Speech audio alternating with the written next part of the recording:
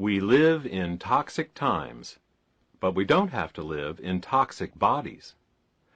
This presentation will discuss the kinds of toxins we humans have been exposed to, both historically and currently, the way in which the body deals with these toxins, and what we can do to support the detoxification process.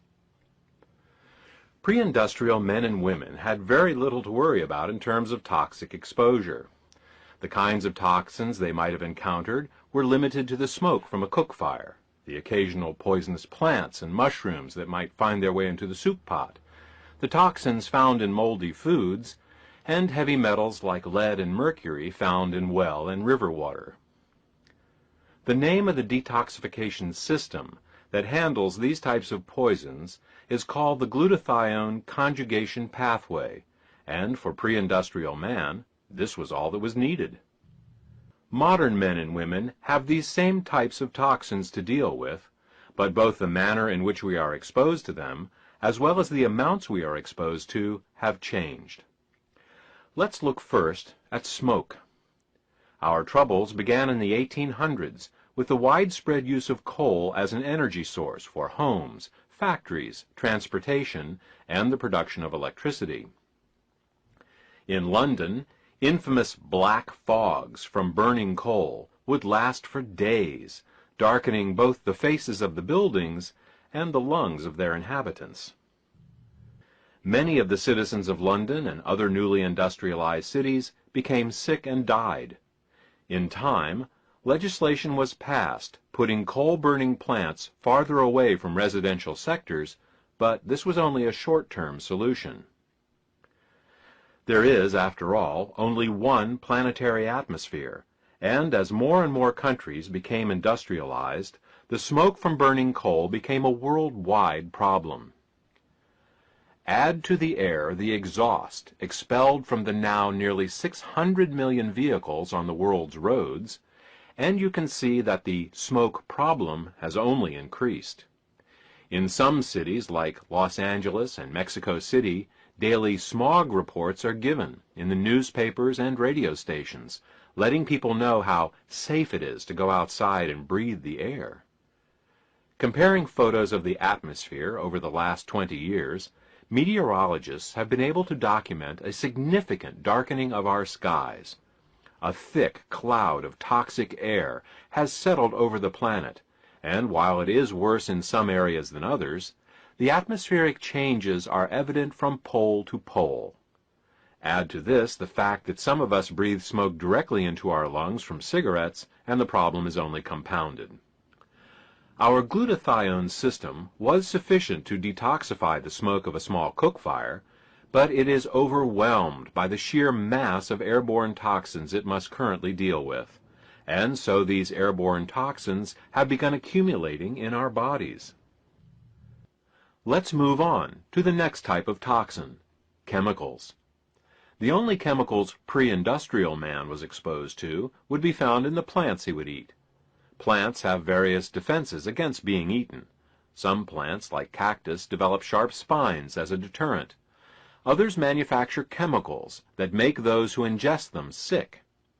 Cooking would often destroy or dilute these poisons to levels that were no longer harmful, but still, we would need the glutathione system to deal with them from time to time. Today, we are exposed to thousands of chemicals on a daily basis. Each year, an estimated 400 million tons of the 6 to 7 million known chemicals are produced for use in industry. Artificial colors and flavors, preservatives, toxic sugar substitutes, and many other chemicals go directly into our food and drink. The rest of these chemicals eventually find their way into the air, soil, and groundwater, and then into our bodies. Again, our glutathione system is overwhelmed, and as a result, our bodies accumulate toxic chemicals. The third group of toxins we will discuss are those that come from bacteria and molds. It may seem odd that we are still dealing with bacteria and molds in the 21st century. After all, refrigeration keeps food from spoiling, so where would we find ourselves exposed to them? Let's look at mold toxins first. All the grains, nuts, and seeds we eat are routinely tested for mold toxins, and if they test above a certain level, they are removed from the human food supply. Even with this inspection, our food is often infected with mold toxins at some level. Take any nut, grain, or seed and look closely at it. It probably looks fine, but place it under an ultraviolet light in a dark place, and you will often see the telltale eerie green glow given off by mold growing on the food you are about to eat. Animals get even less protection. The feed given to cows, poultry, pigs, and fish are allowed to, and regularly have, extremely high levels of mold toxins in them. Food considered too moldy for human consumption is purchased at a discount as feed for these unlucky animals. Over the animal's life, these mold toxins continue to concentrate in their tissues in ever-increasing amounts. When we then eat these toxic animals, their mold toxins are passed on to us.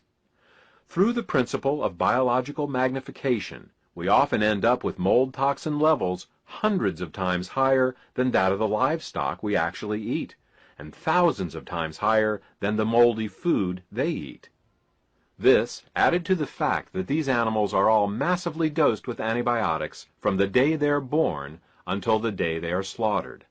These antibiotics, meant to prevent their cramped and unhygienic living conditions from giving them infections, makes for an even greater mold toxin exposure, as many antibiotics are made from molds.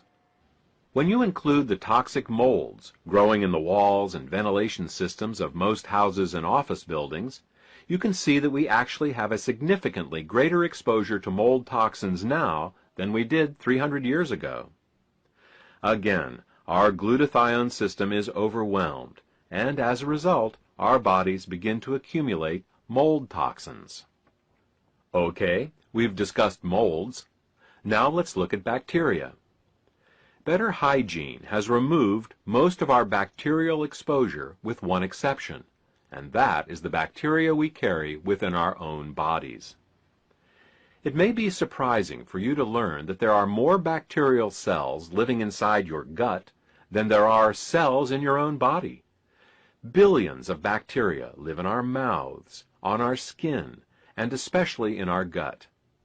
Now, if you were breastfed as a child and never given antibiotics, then it is likely that your gut is filled with healthy, life-giving bacteria. These good bacteria help you digest your food and produce useful things like B vitamins and vitamin K. On the other hand, if you have ever taken antibiotics, then you've killed off some of your good bacteria, and bad bacteria may be growing in their place. These bad bacteria can secrete toxic waste products, sometimes directly into our bloodstreams, day in and day out. Let's discuss heavy metal exposure. The only source of heavy metals for pre-industrial men and women would have been their drinking water. Unfiltered well and river water could have small amounts of lead, mercury, arsenic, and other metals in it, but rarely in amounts high enough to be of concern in most locations. We, on the other hand, are continually exposed to heavy metals in unprecedented amounts. It is estimated that we will eat 1/3 of a teaspoon of mercury, 1 teaspoon of arsenic, 1 teaspoon of lead, 1 teaspoon of nickel, and over 3 pounds of aluminum in our lifetime. There is no way that our glutathione detoxification system can hope to keep up with this level of exposure, let alone deal with all the other types of toxins we have discussed. What we need to do is to find a way to support our overwhelmed glutathione detoxification pathway so it can get these toxins out of our bodies. To support the glutathione detoxification pathway in our bodies, we have to do two things. We have to increase the amount of glutathione in our bodies, and we also have to increase the levels of glutathione S-transferase, the enzyme that the glutathione works with. Let's look at increasing the glutathione first. Glutathione is a tripeptide protein and is made up of the amino acids cysteine, glutamic acid, and glycine. It is made in every cell in the body, and in addition to its job in detoxification, it is one of the body's most important antioxidants. Because of its tripeptide structure, oral supplementation of glutathione just doesn't work. When taken orally, glutathione is simply digested into its original amino acid building blocks, just as any other protein would be. This is precisely why the glutathione given in a hospital emergency room for acute poisonings is given intravenously. Glutathione simply can't make it through the digestion process intact. Another method to increase glutathione is to take additional cysteine, glycine, and glutamic acids, but there is no guarantee that they will make glutathione, since there are many other uses for these amino acids that compete with glutathione production for their use. Fortunately, there is another option. Glutathione can also be given by suppository. Since there are no digestive enzymes or acids in the colon to break the glutathione down, administered rectally, glutathione enters the body fully intact. Taking intravenous glutathione is invasive, time-consuming, and requires a medical professional to administer. Glutathione suppositories can be easily taken at home by anyone. Okay, that takes care of glutathione. The second thing we need to do is increase glutathione's enzyme cofactor, glutathione S-transferase. It's the glutathione S-transferase that actually attaches the glutathione to the toxins. Without this enzyme, the glutathione simply won't work. So, we know how to increase glutathione. The question that remains is, how can we increase the glutathione S-transferase? The answer, surprisingly, is coffee. Everyone knows of the ability of coffee to keep us awake when we're tired, but it is also a great detoxifier. But here's the catch. It has to be taken as a suppository. Drinking the coffee won't have the same effect. This is because when coffee is taken rectally, it goes right to the liver, where it has an entirely different effect than when you drink it. Orally administered, coffee is a stimulant, but only a mild detoxifier. Rectally administered, coffee is a relaxant and a powerful detoxifier. The first recorded application of rectally administered coffee was in a German army hospital in World War I, where its healing effects were discovered quite by chance. Patients are often given enemas to empty their intestines before surgery, and in one case, a German nurse, unable to find any other warm liquid to use, gave enemas to some soldiers with coffee instead of plain water. The patients who received the improvised coffee enemas reported an immediate decrease in pain.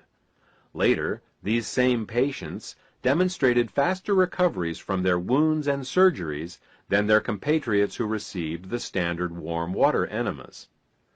The coffee enema quickly gained popularity with surgeons and medical clinics around the world as a method of both cleansing the liver and rejuvenating the body. Today, coffee enemas are commonly administered in alternative cancer clinics, both as a means of detoxification as well as a general rejuvenator to the body. While many of the younger doctors have not heard of the benefits of coffee enemas, favoring drugs instead of natural remedies, many of the older doctors swear by them. Fortunately, we don't have to take an enema to get this special benefit of coffee. Similar to glutathione, coffee can also be administered as a suppository. The advantage of using coffee in suppository form is that it is faster and more convenient, and does not wash away electrolytes or impose an additional fluid load on the heart and kidneys, like an enema will. To this end, we have created Xenoplex suppositories. Xenoplex suppositories contain both glutathione as well as organic coffee extract. The glutathione in Xenoplex is delivered intact right to the body, and the coffee extract helps raise the glutathione S-transferase levels at the same time. Using these two ingredients together, you can literally supercharge your body's detoxification system. Our body has the ability to detoxify itself, provided we support it properly. Yes, bodies.